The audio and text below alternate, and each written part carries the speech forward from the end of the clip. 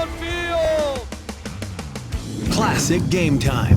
The best games from the past season on your view.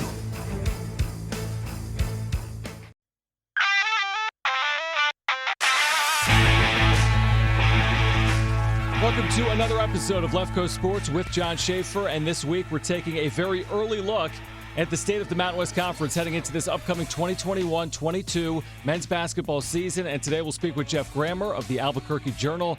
Jeff does a great job covering Mountain West hoops. San Diego State has been the class of the league under fifth-year head coach Brian Dutcher, winning the regular season title in each of the last two seasons, including a memorable 30-2 year in 2020 that was only slowed because of the pandemic. The Aztecs challengers appear to be Colorado State and Nevada. Both programs have a chance to be preseason top 25, and there have been plenty of coaching changes this offseason, including Richard Pitino at New Mexico and Ryan Odom at Utah State. But as always, before we get started with today's episode, please give us an auto download on your podcast platform. You'll get future episodes automatically by doing that. Left Coast Sports is on most podcast platforms: Apple Podcasts, the free iHeartRadio app, YouTube, and Spotify. You can leave a review as well. And while you're here and listening, please follow me on Twitter by switching over to Twitter at Jon Schaeffer. That's JONSCHAEFFER at Jon Schaeffer. The Mountain West appears to have plenty of contenders heading into this upcoming season. Can San Diego State pull off a regular season three-peat? Can the league send three or more teams to the NCAA tournament? Who is San Diego State's biggest challenger? Here's my conversation with Geoff Grammer. So, Jeff, I know it's only June, but as you look towards the upcoming season, who do you think could be the Mountain West preseason favorite in your opinion? So, to not pick one right now, and since it's June, I'll go ahead and not give the one answer. When I come up with an actual listing and obviously a preseason ballot at some point, I'll have to actually put numbers next to them. But I have four tiers. I've kind of broken it down, and this stuff I've thought about. And my four tiers, I have three teams that right now I think three of them can win this thing. And San Diego State, the best part about San Diego State, I think, well, let me tell you the three first. The three are Colorado State. I think they have every reason to believe in Fort Collins that they have a chance to win this thing. I do think that Steve Alford and Nevada have a chance to win this thing, and they have a lot of reason. And San Diego State has done, obviously they lose some key pieces. At least we think they do. I guess until July, maybe there's always this bit of hope that some of these guys around the league might come back. But I obviously they're counting on losing pieces that doesn't scare me off of San Diego State, and I'll start with them. I'll start with the reason I have them as one of the three in that top tier is I think that more than anybody in this league right now, San Diego State has a program in that they've done it with repeated or multiple groups of players. They haven't done it like Colorado State right now. I think Nico's done it for a couple of years and has been building, but it's with one core. Let's see what. If you want to say that the program is built at Colorado State or even in Nevada, and like New Mexico had there for a long time under Alford, you have to do it with several different cores of players. And San Diego State's obviously done that. So they've earned the benefit of saying, okay, they're going to plug in some new players, but what they're going to be for the most part. Obviously, there's a little bit of identity that changes every year. But, you add a guy like a Bradley, and the pieces they're going to add to what I think is really still a pretty good core. They may not be the names that everyone around the league knows right now, but I'll tell you what, man, by the end last year, that freshman point guard, Lamont was, he was probably as good a point guard as there was most around the league in terms of actually running what they want, in terms of actually setting up a team. And so I think San Diego State's going to be right there. You had a huge score. You have a program, probably could use a little better defense. Obviously with Mensa, I say that relative to what San Diego State's bar is. Obviously, they're good defensively, but I think they could have been a little better defensively at times last year. And I think San Diego State's obviously going to be right there for a lot of reasons. But I think Nevada and I think Colorado State are right there too. Obviously, David Roddy has a lot to prove. He might be one of the two. I'm trying to think if there's a third. I think David Roddy might be the preseason player of the year along with Grant Sherfield at Nevada. Those two guys are the ones who will probably get the votes. And I think Isaiah Stevens is a point guard at Colorado State that makes that 1-2 punch at Colorado State is pretty darn potent. But I think that what people around this league are going to find out is they added a Division II guy in Chandler Jacobs that's going to be a big problem and probably a big surprise for a lot of people. I think The one issue with Colorado State that I have, and I think it maybe showed up a little bit last year, is they rely an awful lot. They're an undersized team. I mean, their stars, David Roddy, is certainly an undersized forward. He can't really get away with playing the 5 too much, although he did at times last year. You have to go really small to do offensively what they want to do.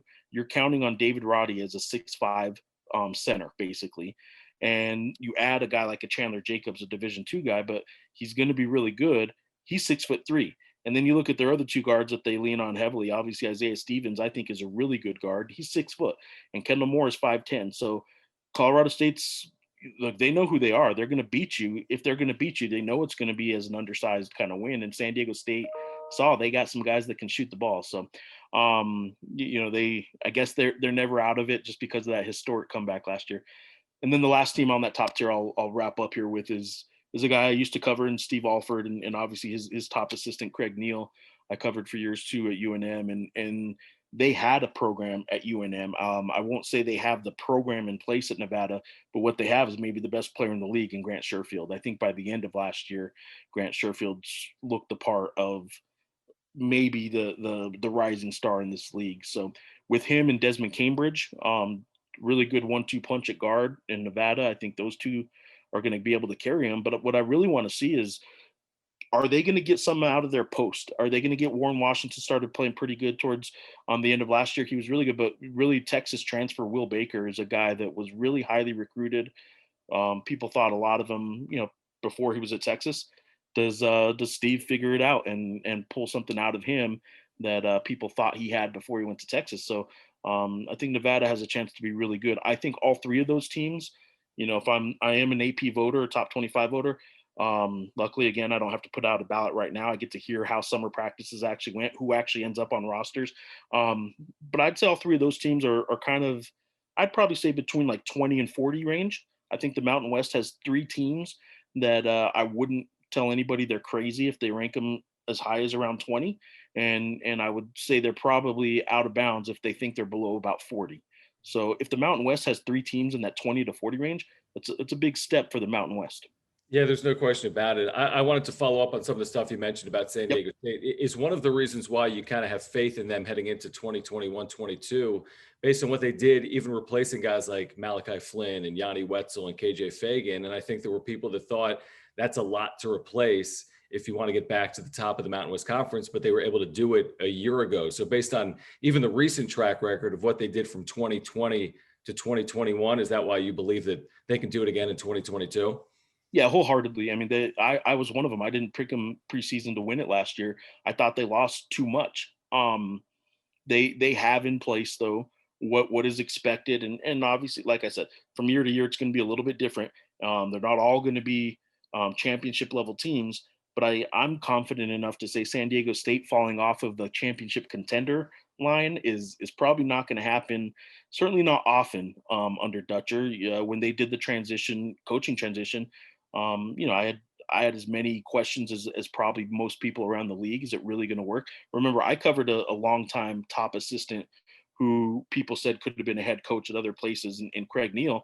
He took over the UNM program that Steve Alford had running pretty darn well. And, he got to the NCAA tournament in his first year with 4 returning starters. And that from Steve Alford's last year that went to the NCAA tournament as well and was a 3 seed. After Craig Neal got into year 2 and didn't have that same core of players from under Alford, Craig Neal was not a head coach, not one that could carry over the tradition. I think, he doesn't like hearing this, obviously, but he's a guy that has found his spot as a top assistant and a really good one. I do think he and Steve play off each other really well. And I do think Nevada has a chance to build a program. I just don't think Steve and Craig have been there long enough. Who's in your tier below those top 3? Like, who are some of the sleepers heading into this upcoming season for you? Yeah, and the next tier I do have as 3 teams, and 2 of them are really kind of question marks, and one of them will be a homer pick because I think New Mexico can get back into the 4 to 6 range, and they finished dead last year. A bit of an anomaly. I will start with kind of talking to you about the Lobos because that's who I cover.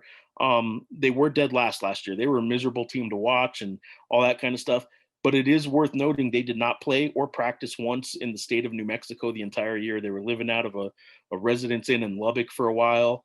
Obviously, San Diego State is well aware of what they were going through because they canceled games. Should they have counted as wins or forfeits or whatever? Probably so, because they chose not to play. They, as you know, without relitigating the whole case, they chose not to play because they didn't really have a whole lot of players, and some of the players they did have just really weren't in a good mental place. I do think there were a couple players that went through some serious mental kind of depression type issues last year that didn't really get covered, and the school can't say a whole lot about it. But the reality is what they went through last year led to a coaching change, all that kind of stuff. They were a pretty miserable team. I don't think New Mexico's that bad. That was an anomaly type season. They hadn't been trending in a very good direction, but I think they were, seventh or eighth kind of type team in the league for a couple of years under Paul Weir. And now with Richard Pitino, who had coached obviously in the Big Ten for 8 years. Didn't work out there, but he was hired pretty quickly when he was available. And I think he's brought in at least three or four, the entire starting five may end up being new players.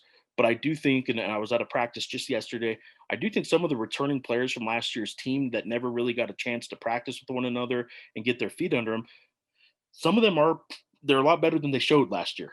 Some of them could still be pretty good this year. And I think though that what New Mexico is going to show a lot of people is they're emphasizing shooting.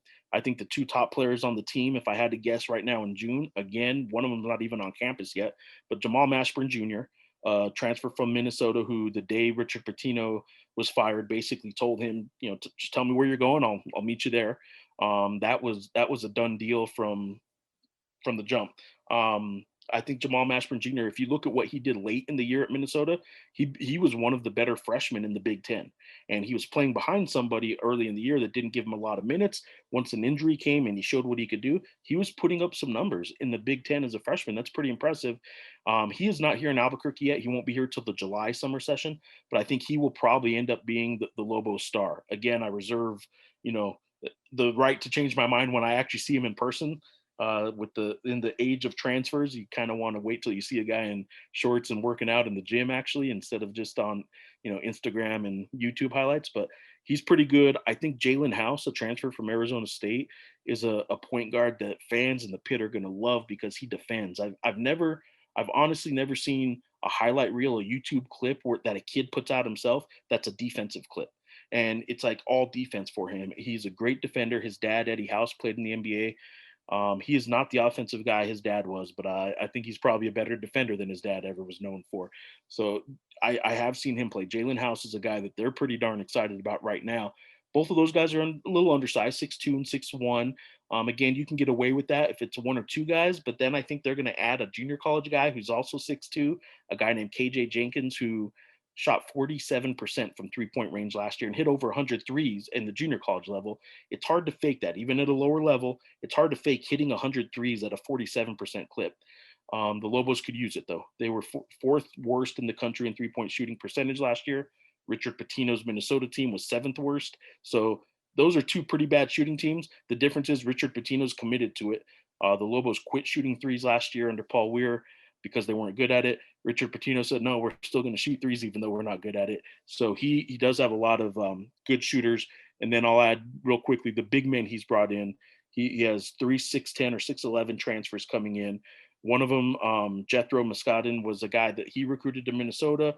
UNM had actually recruited him. There's some past connections with his AAU team in Houston, all that. But he's a transfer from Kansas that I think will probably start at the 4 or the 5. I'm a little surprised. I was surprised yesterday to see he's more of a stretch 4 than I thought.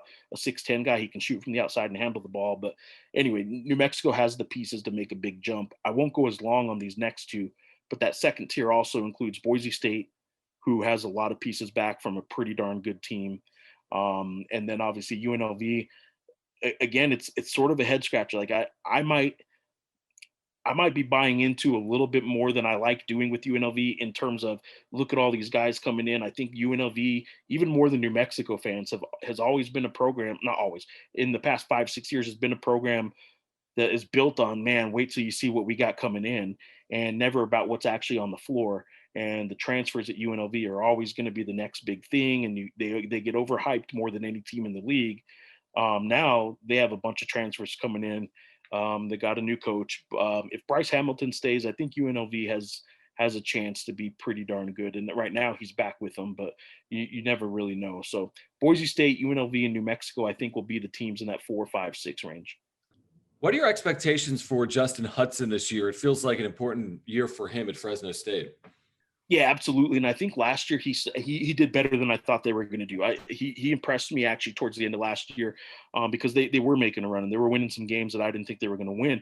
My reservations right now on Fresno State have to do with, I want to see what Deion Stroud, they're really good guard, and then Orlando Robinson, they're really good center, what they do. Right now they're both testing the NBA waters. Neither one of them will be drafted or go to an NBA team, but that doesn't mean they aren't going to turn pro.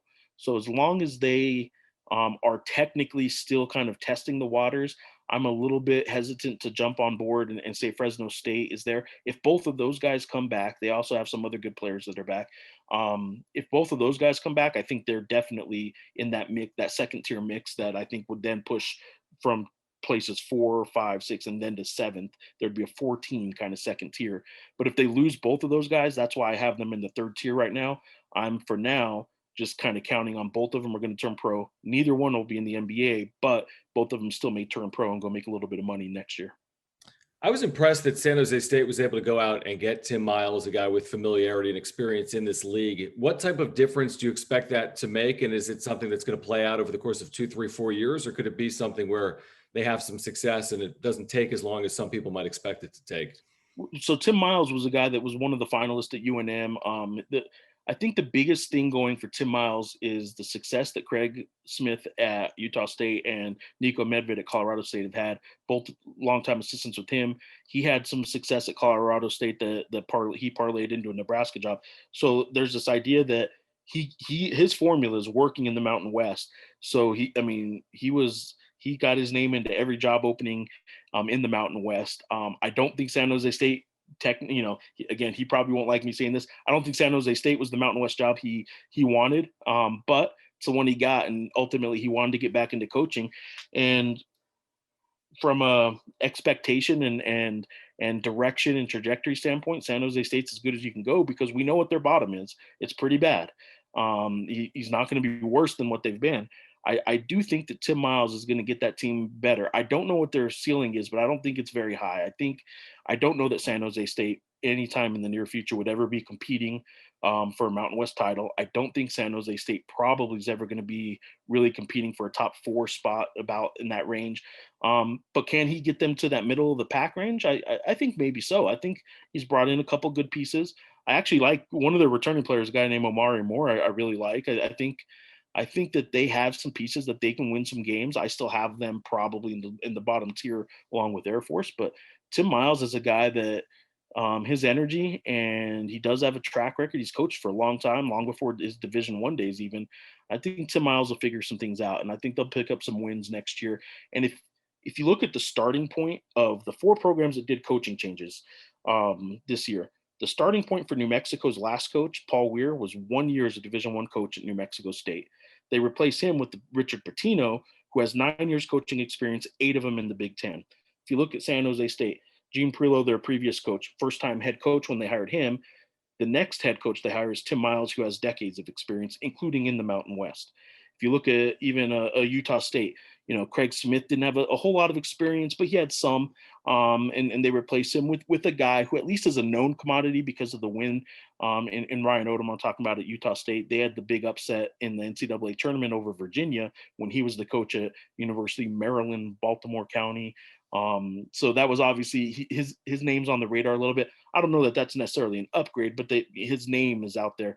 And then at UNLV, a bit of a question mark. Obviously, you're replacing TJ Otzelberger with Kevin Kruger, but from a name recognition standpoint, people in that town love the fact that a Kruger's back in there. So I think if you look at the 4 coaching changes this year, the program's starting points from 4 years ago or from now compared to where they were with those previous 4 coaches, it's all an upgrade. And I do think that the league's actually poised to be a lot better than they were last year overall. Which is interesting because they had 2 teams in. You could have argued they maybe were trending for as many as 4 teams, if not for what I would say was probably somewhat of a mistake would happen that final 7 or 10 days of the season, making up some of those games. So as you look to 2022 and next March, I mean, would you be surprised if this league was able to get more than 2 into the NCAA tournament? So I'm in an interesting spot. I really think that the landscape of college basketball is going to factor out the Mountain Wests and the mid majors and the second tier teams a lot. I think in basketball it's a Power 6. I don't think it's Power 5. But after that Power 6, I think it's going to be harder and harder for at-large teams to get an invite to the NCAA tournament, because power conferences, they have scheduling parameters now where they actually can't play on the road against Mountain West teams. They can't ever, a lot of these leagues actually won't allow their teams to go to San Diego State. For 1 year anyway, we'll see how good they are next year. But New Mexico's actually, they finished last year with the 303 net rating. There are leagues across, including the Mountain West, that wouldn't allow their teams to play non-conference games against teams with a sub 250 net rating. So like some of that kind of stuff is going to factor in against the Mountain West for years, and it's going to be harder and harder. All that said, I think enough of like the AAC and maybe even Conference USA at one point, but the Mountain West kind of makeup right now, I think enough of it that I think it should be a 2 to 3 every year. I think it should be consistently at least one at-large team, obviously the tournament champion, and one at-large team. I have no hesitancy to say it should always be a 2-team league. And I think 3 should be pretty consistent, actually. There should at least be a 3 or 4 in the conversation every year. And I think part of that comes from Tim Miles making San Jose State a lot better at the bottom. Maybe Joe Scott gets Air Force a little bit better. But what Jeff Linder's doing at Wyoming, I think those teams kind of coming up from the bottom a little bit. And obviously the team I cover can't be 300 NET ranking next year like New Mexico. But I really think if the teams at the bottom continue to be kind of on an upward trajectory, which I think they are, I really think the Mountain West next year could be a 3 at-large team. Probably those top 3, San Diego State, Nevada, Colorado State. I think all 3 could get in without winning the tournament. And, pie in the sky maybe, but the what you hope for the most as the league is maybe that second tier team, maybe a UNLV, everything clicks, all the newcomers. Maybe Boise State clicks this year like they didn't last year and people thought they would. Or maybe everything comes together for New Mexico State in the tournament and they win the Mountain West tournament and you actually sneak in a 4th team. That would be probably a little overly optimistic, but I think 3 teams can be expected next year. And then lastly, would you be more in favor of kind of the WCC scheduling model, which is a 16-team league schedule, giving you more opportunities in the non-conference, or because of some of those parameters you're talking about, does it make sense to trend more towards a round robin? I think next year it's 18 for the Mountain West. There's discussion about going to 20. What's the perfect number for league games in your mind?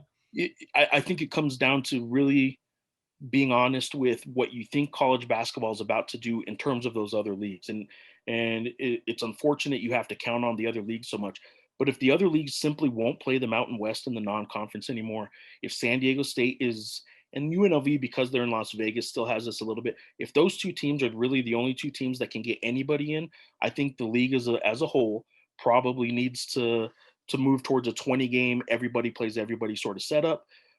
If I'm San Diego State, though, I in no way want that. I'd rather go 16 because I do have the ability to bring in every now and then, maybe a home and home with a UCLA or a Gonzaga. I say that with Gonzaga. You guys want Gonzaga badly, and like it just isn't quite happening. But you guys in San Diego and San Diego State has the ability to bring teams in, so they should want 16. I think overall for the league, though, they should probably move towards the 20.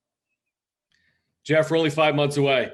I say that jokingly. Look, man, I just covered a whole season where I got to see the team I cover in person like twice all year. And one was like a depressing weekend in Lubbock when like they were in a hotel, they were doing their video watching film like in the lobby of the residence in Lubbock, and because they didn't have a room big enough anywhere for them all to go in with the parameters in place. And it was a depressing year. I just want some basketball to cover in person. I'm looking forward to it. I can't tell you how excited I was to be at a practice yesterday, and I'm sitting there taking notes of the practice like I was covering a game, and I'm ready for it, man. A lot of people here in New Mexico are ready for it, I can tell you that. I'm sure they are. They are in San Diego as well. Jeff, thanks for doing it today. I appreciate it, man. Anytime. Thanks again to Jeff for joining us today. And while we're still a few months away, I can't wait for the return of Mountain West basketball and the return of fans to some of the best college basketball venues in the country, places like Viejas Arena on the campus of San Diego State and the Pit in New Mexico. Also, this reminder, don't miss the best high school football games from this past season with Classic Game Time, Fridays on YourView. That's Classic Game Time this summer, only on YourView. If you haven't already, please subscribe and auto-download future episodes on whichever podcast platform you're listening to this podcast on. And please leave a review as well. And follow me on Twitter at Jon Schaeffer. That's JONSCHAEFFER. At Jon Schaeffer. For previous episodes or more information about Left Coast Sports, you can visit yourview.com. That's YURVIEW.com. Thanks for listening. We'll catch up again next week right here on Left Coast Sports with Jon Schaeffer.